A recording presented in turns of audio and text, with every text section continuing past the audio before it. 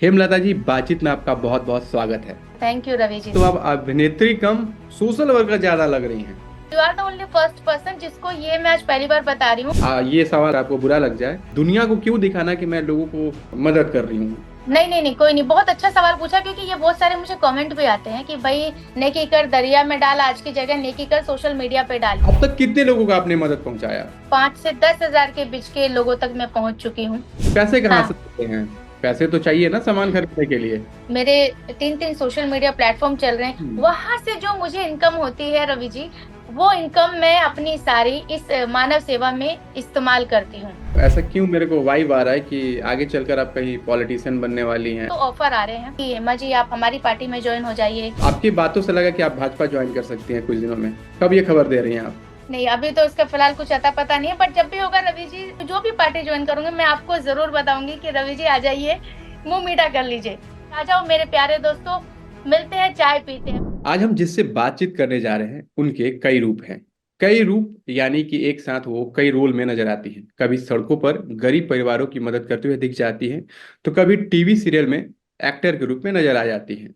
लोग उन्हें वायरल भाभी के नाम से भी जानते हैं। अगर हम बात करें इनके फैन फॉलोइंग की तो आज लाखों में है। अगर आज की तारीख में देखा जाए तो वो सीधे तौर पर 40 लाख लोगों से जुड़ी हैं। आप समझ सकते हैं, ये बहुत बड़ा नंबर है। हम बात कर रहे हैं हेमा शर्मा यानी हेमलता जी से। हेमलता जी, बातचीत में आपका बहुत बहुत स्वागत है।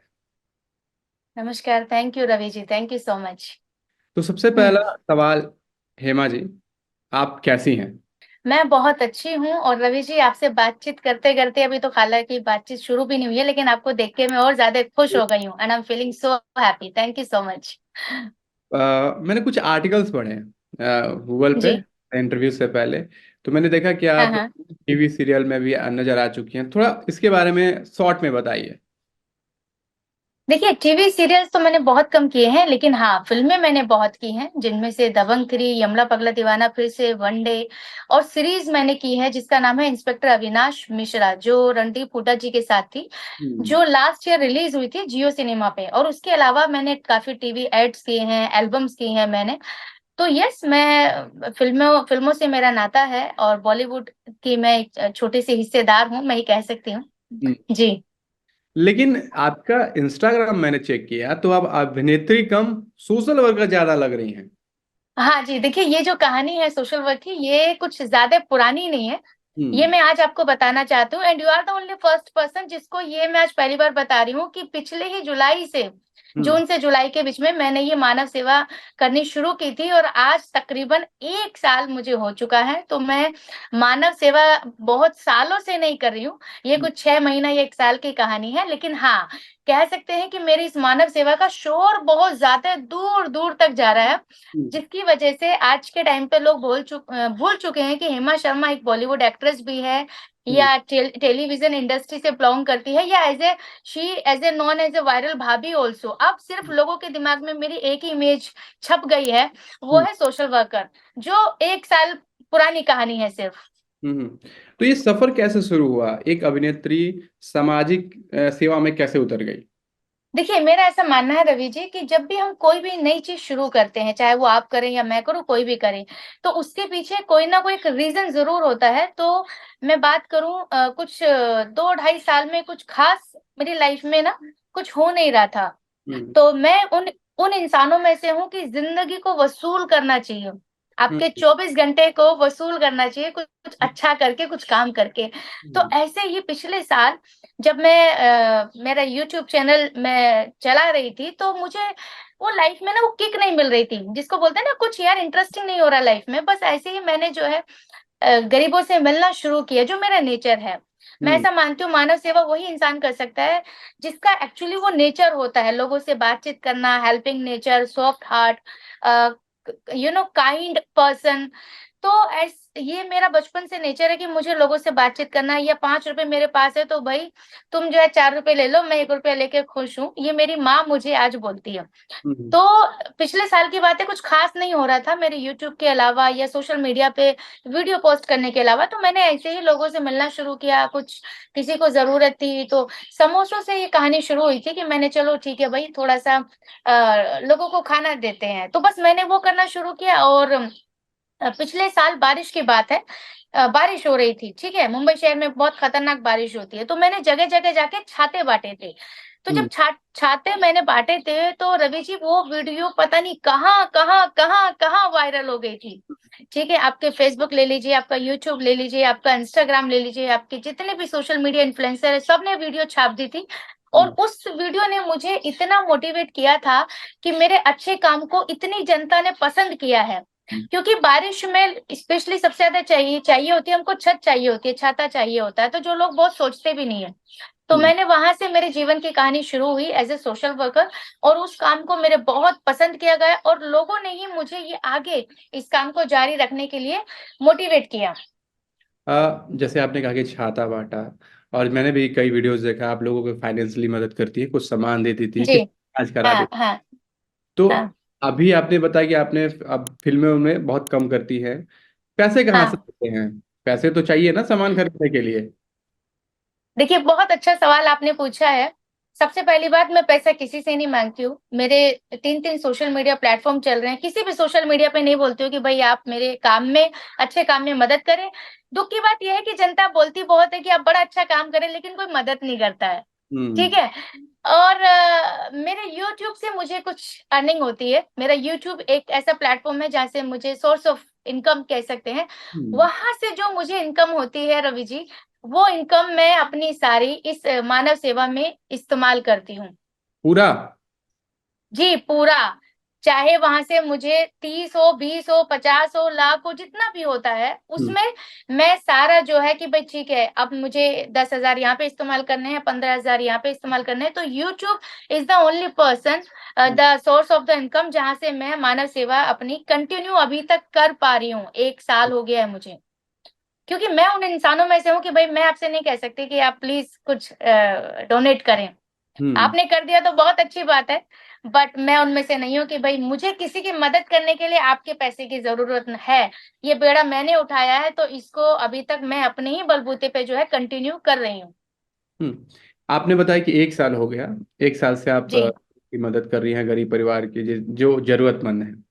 तो कभी जी। ऐसा इन सालों में मोमेंट आया कि किसी ने रुला दिया हो कि अरे यार क्या हो गया इसके साथ? हाँ, ऐसे तो देखिए रवि जी, सभी जो इंसान सड़क पे बैठे हैं वो अपनी ऐसा खुशी से नहीं बैठे हैं। हर इंसान के पीछे एक कहानी होती है। हम्म। तो ऐसे बहुत सारे मुझे बच्चे मिलते हैं जिनके मम्मी पापा नहीं हैं। हम्म। मैं एक बात कहना चाहूंगी कि हम इंसान को लगता है मेरे पास बहुत दुख है, या आपको लगता है मेरी जिंदगी बड़ी बेकार है। हम्म। लेकिन जब से मैंने ये मानव सेवा करनी शुरू की, तब से मुझे लगता है कि भाई मेरी जिंदगी बड़ी अच्छी है। इन लोगों के बारे में सोचिए, तो एक बच्चे की कहानी है, वो जो है उसके मम्मी पापा जो है चले गए, दुनिया में नहीं है। और वो बच्ची जो है अभी ऐसे ही रहती है, पड़ोस में रहती है, या कह सकते हैं मुंह बोले रिश्ते हैं। और उस बच्ची को थैलेसेम ये थायराइड भी है। जो थायराइड एक सूखने वाला होता है। हम्म। ठीक है, तो वो बच्ची जो है दवाई पे जिंदा रहती है। और उस बच्ची को मैं जब पहली बार मिली, तो उसने मेरे पैर छुए। तो जब तक मुझे उसके बारे में पता नहीं था, फिर जब उस बच्ची ने पैर छुए, तो मेरे दिल में उसके लिए बड़ा प्यार आया। लेकिन अगले दिन मैं उनके घर पे पहुंची थी ये छत का सामान देने के लिए। तब मेरे सबसे पहले जुबान से निकला कि वो बच्ची कहाँ है, कल जिसने मेरे पैर छुए थे। तो तब मुझे पता चला कि वो बच्ची के ना माँ है ना पिता है, और वो बच्ची को बीमारी भी है। तो उस बच्ची की दवाई का खर्चा अभी मैं ही उठाती हूँ। मैंने उनको स्ट्रिक्टली बोला हुआ है कि बच्ची की दवाई नहीं रुकनी चाहिए। अगर वो दवाई नहीं खाएगी तो शायद उसके लिए जो है लाइफ सस्टेन करना बड़ा मुश्किल हो जाएगा। तो उस बच्ची को देख के मुझे लगा, जब इस बच्चे की माँ ही नहीं है, पिता ही नहीं है, तो मैं इस बच्चे को क्या दे सकती हूँ। हम्म। काश मैं मैजिशियन होती, कोई जादू की छड़ी मेरे पास होती, तो हम्म। मैं पता नहीं क्या कर देती उस बच्ची के लिए। ज्यादा से कम थोड़ी है आप किसी के लाइफ में आप। अरे नहीं मुझे नहीं नहीं, मामूली से इंसान हूं। इस बात का मुझे बेहद दुख है रवि जी ऐसा कि लगता है काश मेरे पास बहुत बहुत कुछ होता। कि जी। सड़क पर कोई बैठा व्यक्ति है जिसे उसे नहीं पता कि उसके साथ कब सामने कोई हेमाजी है जैसी कोई महिला आ जाए, कोई आदमी आ जाए जो मदद कर जाए। तो वो तो आप जिसके भी लाइफ में जा रही हैं मदद करने, उनके लिए तो जादू ही है। उनके लिए तो अब ये मेरा मानना है। तो अब तक कितने लोगों को आपने मदद पहुंचाया? देखिए, पूरे एक पिछले साल से अभी तक की अगर बात करूं, तो कम से कम 5 से 10 हजार के बीच के लोगों तक मैं पहुंच चुकी हूँ। और मुंबई शहर में नहीं, अलीगढ़, दिल्ली, और अच्छा। आपके जहां पर भी मैं जाती हूँ, हम्म। आज के वक्त ये है रवि जी कि मैं अगर गैस सिलेंडर लेने जाती हूँ तो वहां पे जो कर्मचारी है लेडी, अरे मैडम मैं आपको जानती हूँ, बैंक में अगर अकाउंट खुलवाने के लिए जाती हूँ, अरे मैडम मैं आपकी वीडियो को बड़ा देखती हूँ, हम्म। पीछे से लोग आ जाते हैं। मुझे समझ ही नहीं आता कि भाई तुम भी मेरी वीडियो देखते हो। जिन लोगों के साथ मेरी वीडियो बनी हुई है, जिनकी मैं हेल्प करती हूँ, वो मुझे बोलते हैं हेमा दीदी आपकी वजह से हम वायरल हो गए। एक विनोद नाई है, म्हाडा में, मुंबई शहर की बात है, नाई है, उसके पास जाके मैंने बात की, तो बात करते करते पता चला कि उनकी शादी नहीं हुई है। तो शादी करते करते बोले मुझे संस्कारी लड़की चाहिए, तो मैंने मजाक में बोल दिया मेरे जैसी लड़की चाहिए क्या। तो वो वीडियो वायरल है, आपके न्यूज़ 18 ने उनके बारे में छापा है कि हम्म। हेमा शर्मा सोशल वर्कर पहुंची विनोद नाई के पास और उनसे जाके पूछी कि मेरे जैसी लड़की चाहिए क्या। तो आज वो विनोद नाई इतना इंस्पायर है मेरे से, उन्होंने यूट्यूब चैनल खोला जिसका नाम है विनोद की कहानी। मेरे यूट्यूब चैनल से इंस्पायर होके अपनी विनोद की कहानी उन्होंने खोला। तो लोगों को मेरा ऐसा मानना है रवि जी, मैं उनको ना मदद नहीं करती हूँ, मैं उनको मोटिवेट करती हूँ, हौसला देती हूँ कि आप अभी से शुरू करो कुछ कहानी। आप हम्म। अपने बारे में दिल खोल के बताओ लोगों को, कोई शर्म नहीं है। आप किस चीज की दुकान करते हैं, आपको आपकी दुकान चलाने के लिए क्या सामान की जरूरत है, आप मुझे बताइए, मैं हूं ना, मैं आपकी मदद करूंगी। हम्म। तो अ, मदद करने से बड़ी जो चीज है रवि जी वो है हौसला देना लोगों को, बिल्कुल। कि आप हौसला तो दीजिए। हम्म। जी आपने जैसे वीडियो का जिक्र किया कि वीडियो बनाते हैं आप, मैंने भी देखा। एक होता है ना कि एक कहावत है कि जब आप दान करती हैं तो दान ऐसा करिए कि दूसरे हाथ को पता ना चले। जी लेकिन जी जी। आपके वीडियोस देखे हैं, ये सवाल आपके लायक नहीं हो सकता, आपको बुरा लग जाए नहीं तो। नहीं नहीं, कोई बात नहीं, हाँ। खैर, मेरा ये काम है सवाल पूछना कि आप वीडियो क्यों बनाती हैं।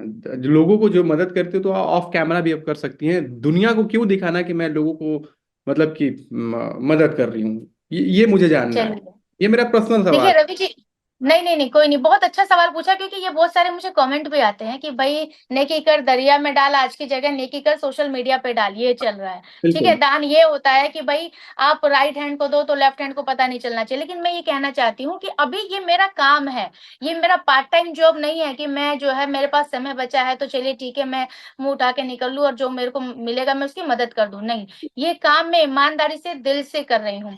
हम्म। उसके बाद क्या होता है ना कि मैंने जैसे पहले बोला कि मैं लोगों की मदद नहीं करती हूँ, मैं लोगों को मोटिवेट करती हूँ। मदद करना होता है कि आपको 20 रुपए की जरूरत है, आपने दिया और आपने ठीक है okay thank you so much करके आप निकल गए। लेकिन कितने लोग, बहुत ही कम लोग हैं रवि जी जो किसी के साथ बैठ के बात करते हैं कि एक्चुअली तुम्हारी लाइफ क्या है। तो मैं उन लोगों की रियल लाइफ निकाल के लेके आती हूँ कि भाई आपके माँ बाप हैं नहीं है, कितने साल से आप ये काम कर रहे हैं, आप हम्म। रो क्यों रहे हैं, आप हिम्मत रखिए। तो ये जो चीजें, जो मेरी वीडियो है ना वो लोगों को मोटिवेट करती है।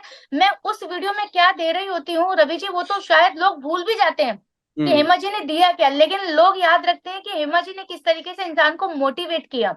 हम्म। तो मैं अपनी वीडियो के थ्रू एक इंसान की कहानी दिखाती हूँ और मैं उनसे बार बार जाके मिलती हूँ।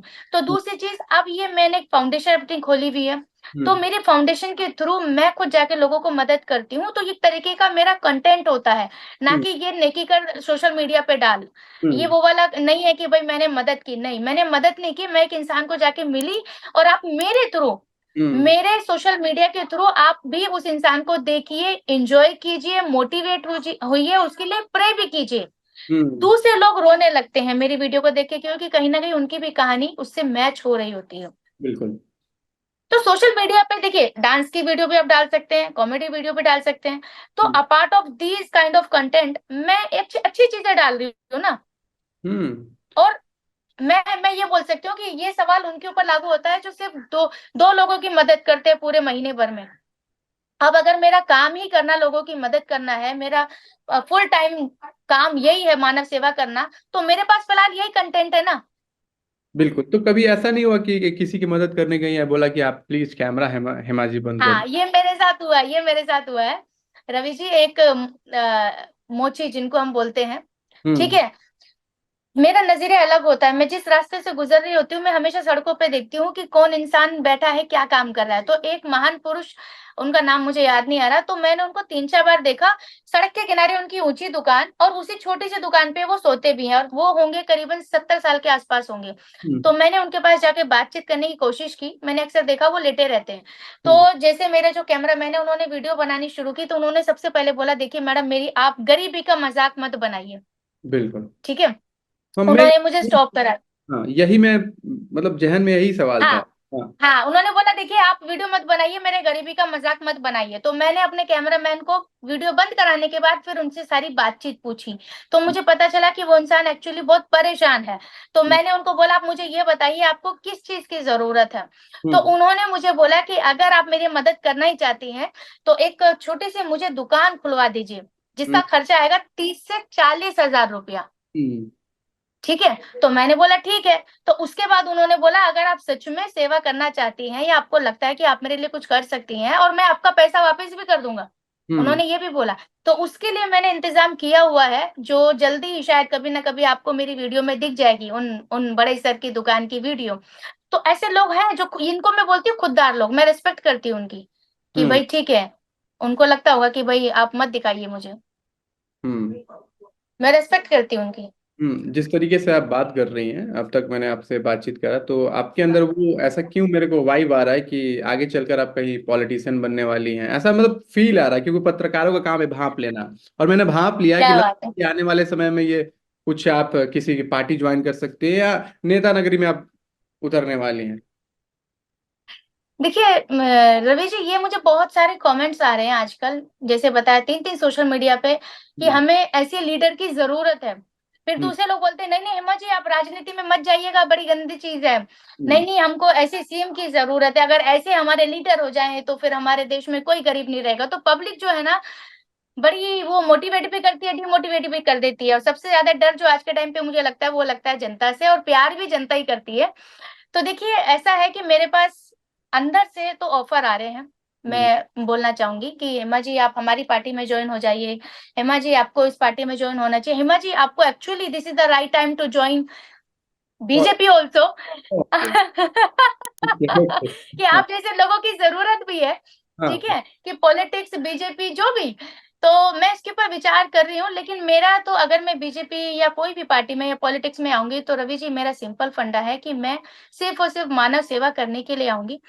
मैं ऐसा मानती हूँ कि मुझे अभी बहुत हाई लेवल पे मानव सेवा कर।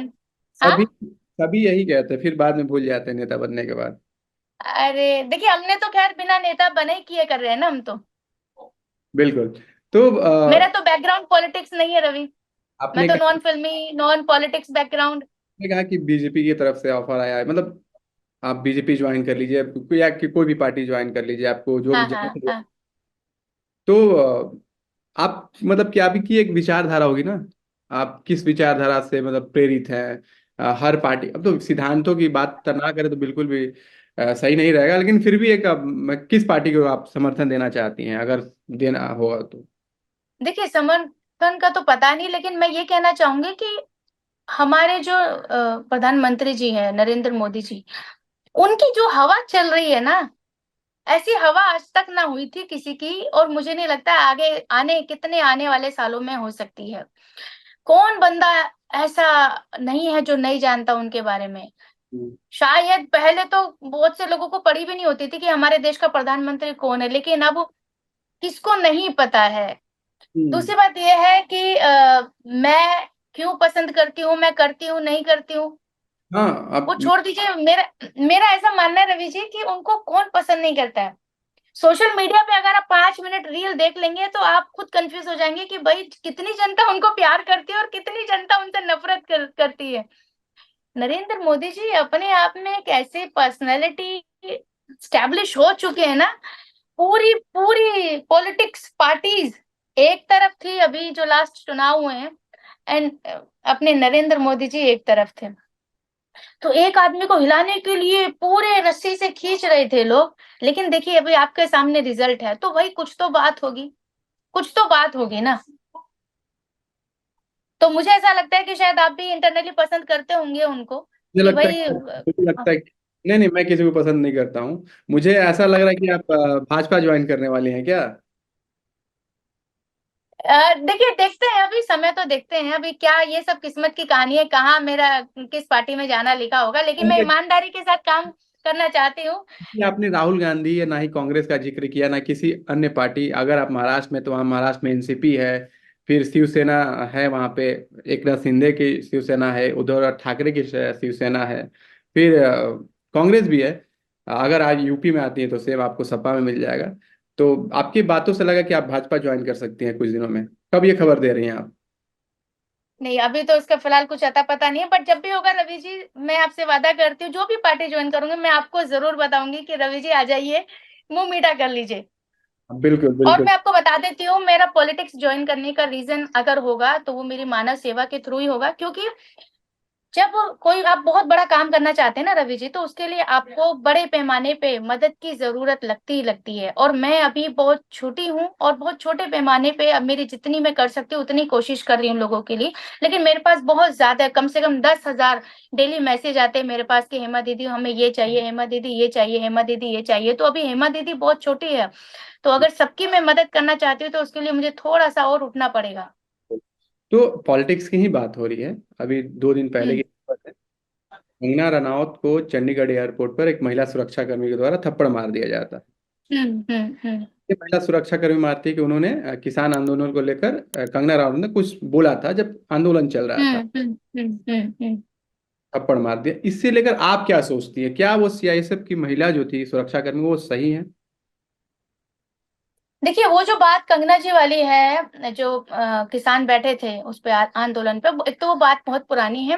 अब अचानक से उस बात को लेके परसों थप्पड़ मार देने वाली कोई बात नहीं। या तो वो मैडम जो थी कांस्टेबल, या तो वो कभी से जो है भरी बैठी थी कि किसी दिन मेरे सामने अगर कंगना जी आ गई तो मैं तो भाई सबसे पहले थप्पड़ मारूंगी। एक तो ये होता है। हम्म, जब दोनों सिक्योरिटी चेकिंग चल रही होगी अंदर, डेफिनेटली कुछ ना कुछ कॉन्वर्सेशन हुआ होगा जिसमें कंगना जी ने शायद कंट्रोल कर लिया होगा, लेकिन वो कंट्रोल नहीं कर पाई होंगी। हम्म, दूसरी बात ये कि शर्म की बात है कि एक औरत होकर दूसरी औरत के ऊपर हाथ उठा रही है। ठीक है, दूसरी बात, वो अभी अभी रिसेंटली चुनाव जीते, उन्होंने सांसद बनी है, तो बिल्कुल भी हक नहीं बनता है हम्म, उनको अपने गुस्से पे कंट्रोल करना चाहिए था। क्योंकि जब कंगना जी को उन्होंने थप्पड़ मार दिया, बाई चांस मेरे मुंह से कुछ ऐसी बात निकल जाए हम्म, सिक्योरिटी के दौरान, तो मेरे मुझे भी थप्पड़ मार सकता है ना कोई भी, है ना। जब उनको मार दिया, वो इतनी वेल नोन एक्ट्रेस है, बीजेपी सांसद अब हो गई हैं उसके बावजूद, तो कल को अगर सिक्योरिटी के दौरान मैंने मान लीजिए कोई चीज उनसे उनको डिनाई कर देती हूँ, रिफ्यूज कर देती हूँ मैं उनको सपोर्ट करने के लिए, तो वो मुझे भी कल को, ये हम्म। क्या हो रहा है ना कि जो जितने भी लोग उनको सपोर्टर में आ रहे हैं ना, सपोर्ट करने के लिए आ रहे हैं, ये कहीं ना कहीं ये हो जाएगा कि भैया अब कानून वानून गया साइड में, अब जिसको मन करता है उसको थप्पड़ लगाओ। तो फिर वही है ना कि सुरक्षा कर्मी ही जब ऐसे हो जाएंगे तो जब कल कानून के साथ वो खिलवाड़ कर रहे हैं। हाँ जानते हैं कि प्रधानमंत्री की हत्या किसने की? इंदिरा गांधी की। हाँ हाँ, करेक्ट करेक्ट करेक्ट। तो ये सवाल सभी सांसद के साथ खड़ा हो जाएगा, सभी जो भी वेल नोन चेहरे हैं उनके सिक्योरिटी गार्ड के साथ। कोई किस पे अटैक कर देगा। अच्छा, उनकी तो न्यूज बन गई, आज ये नेशनल न्यूज है, आपकी मेरी न्यूज बनेगी क्या? एंड कोई भी यकीन करेगा क्या कि हेमा सही बोल रही है या रवि जी सही बोल रहे हैं? उनका तो चलिए ठीक है, whatever she will say, people going to believe कि भाई हाँ कंगना रनावत जी ने बोला तो ये सच है। हमारी कोई बिलीव करेगा क्या अगर हमारे साथ ये कल को होगा तो इसीलिए इस पे स्ट्रिक्टली एक्शन लेने की जरूरत है। और कानून कानून को अपने हाथ में नहीं लेना चाहिए, और वो तो ऑलरेडी दूसरों को गाइड कर दिए कि भाई ये आप कानून के खिलाफ काम कर रहे, तो उन्होंने, मुझे ऐसा लगता है ये बहुत गलत हुआ है। और आप उनसे पूछ के देखिए ना, उन्होंने कल रात जो है सांसद, बीजेपी जीती है, चुनाव जीते हैं, और सुबह उनको स्वागत किया जाता है थप्पड़ से। आप जरा सोच के देखिए उनके दिल पे क्या गुजर रही होगी। हालांकि उनकी हिस्ट्री बहुत स्ट्रांग रही है, she is such A amazing personality, वो अपने आप में एक लोहा है, उनको कोई हिला नहीं सकता, लेकिन लोहा होने के बावजूद कहीं ना कहीं वो एक इंसान है। तो आप सोचिए उनको रात को नींद नहीं आई होगी कि भाई मुझे थप्पड़ मार दिया। हम्म, समझ रहे हो आप? बिल्कुल। तो मुझे ऐसा लगता है इसके ऊपर अभी लोग कह रहे हैं कि उनकी जॉब चली गई है, सस्पेंड कर दी गई है, वो देखिए वो तो फ्यूचर है, आई डोंट नो। कोई भी इंसान एक दूसरे को थप्पड़ मारना कानूनन अपराध है। वो तो 1 साल के लिए जेल जी। भी। ये है कानूनन प्रावधान, ऐसा बिल्कुल भी कतई स्वीकार नहीं है सिस्टम में। जब हम महिलाओं की बात कर रहे हैं तो एक आपने जब बार बार सुना होगा कहावत कि हर सक्सेसफुल मर्द के पीछे महिलाओं हम्म का, थोड़ा हटके, हम्म। तो महिलाओं का हाथ होता है। इस क्वेश्चन को हम पलट देते हैं। क्या हर सक्सेसफुल औरत के पीछे मर्दों का हाथ होता है? मुझे दूसरी औरतों का नहीं पता रवि, मैं अपने बारे में बता सकती हूँ। बिल्कुल। है ना, मैं दूसरों की कहानी के बारे में क्यों बोलूं, मैं अपने बारे में। मेरे, अगर मैं आज यहाँ तक आई हूँ, एक्ट्रेस से लेके, वायरल भाभी से लेके, सोशल मीडिया इन्फ्लुएंसर से लेके और आज सोशल वर्कर से लेके, तो मेरे ये लाइफ के अप्स एंड डाउन्स की कहानी है। मुझे जब जब लाइफ में ज्यादा पेन मिला, तकलीफ मिली, डिमोटिवेट किया गया, तब तब मैं ज्यादा उछल के आई, मतलब निकल के आई। हम्म। तो मेरी लाइफ में तो मुझे जो है सपोर्ट बहुत कम मिला है। ये ज्यादा सुनने के लिए मिला है कि तू है कौन, तुझे कौन जानता है, या तू गांव की लड़की है, तुझे तो बात करना भी नहीं आता है, या तू एक्ट्रेस बनेगी, या तू क्या करेगी, तुझे तुझसे तो कुछ होगा भी नहीं, या तू तो साड़ी पहनती है, तू तो साड़ी पहनती है, इवन तू तो साड़ी पहनती है, तू तो गंवार है, तुझे तो इंग्लिश बोलना भी नहीं आता है। तो मेरी लाइफ में तो मुझे जितने भी लोगों ने डिमोटिवेट किया, ये मैं उन सबको थैंक यू बोलती हूँ रवि, कि अगर वो मुझे डिमोटिवेट ना करते तो मैं आज यहाँ नहीं होती। हाँ, साड़ी पहनने वाले क्या? गंवार? ये किसने बोला कि साड़ी हाँ, मुझे मुझे मुझे बोला गया है, अरे यार ये तो साड़ी पहनती है यार, शी जस्ट वेयर साड़ी, इसको तो फैशन सेंस भी पहन? नहीं है। अब तो इंग्लिश भी अच्छा बोल लेती है, अभी बात से चल अरे रहा चलिए, thank you so much Ravi, अच्छा लगा मुझे जान के।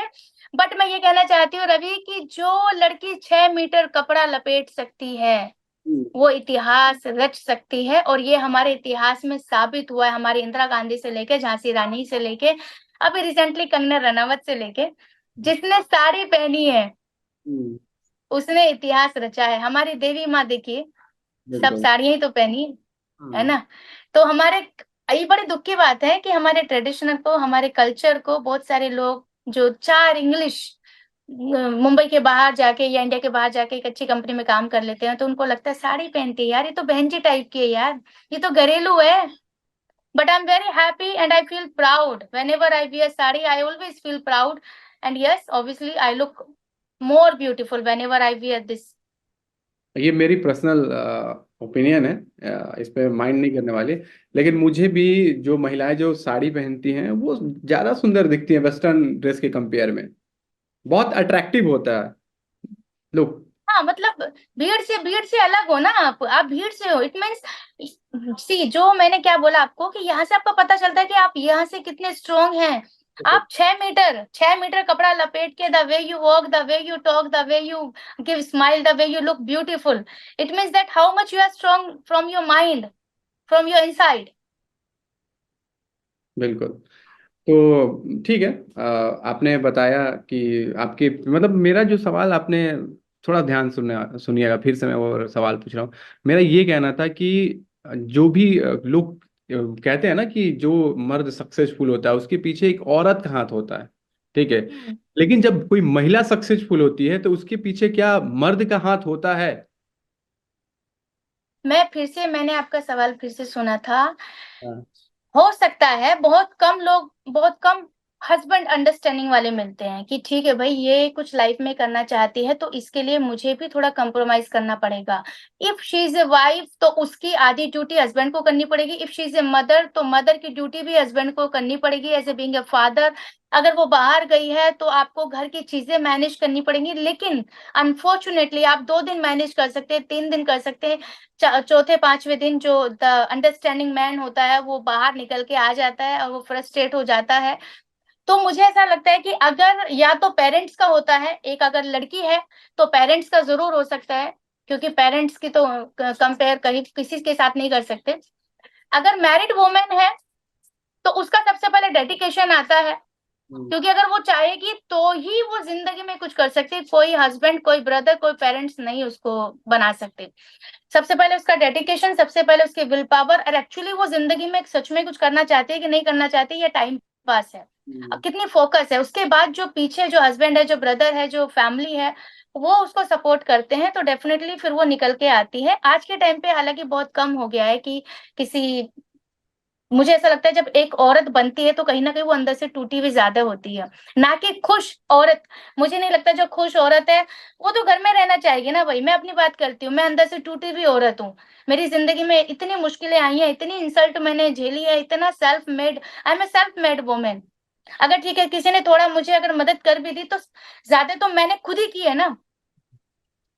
बिल्कुल। अभी मैंने, आप, मेरी कोई टीम नहीं है रवि जी, मेरी कोई टीम नहीं है। जब भी मैं किसी को मदद करने के लिए जाती हूँ, मेरी कोई टीम नहीं है। मुझे कितने लोग बोलते हैं हेमा जी हम आपके साथ जुड़ना चाहते हैं, मुझे किसी के कंधे पे भरोसा ही नहीं रहा है।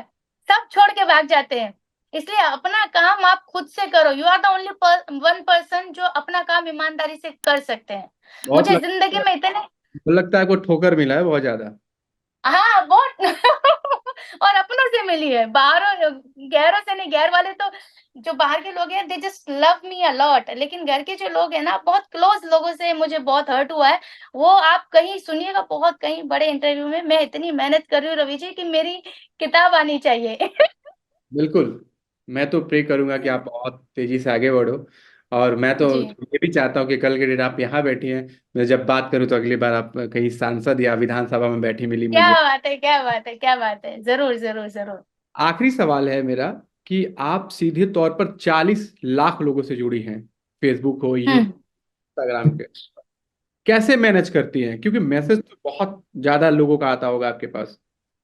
जी, कम से कम 10,000 मैसेज मेरे पास आते हैं, इंक्लूडिंग ईमेल्स, यूट्यूब, फेसबुक और इंस्टाग्राम, जो बिल्कुल भी आसान नहीं होता है सबको रिप्लाई देना। बट हाँ, मैं एक्नॉलेज कर लेती हूँ कि हाँ ये भी आया, ये भी आया, ये भी आया।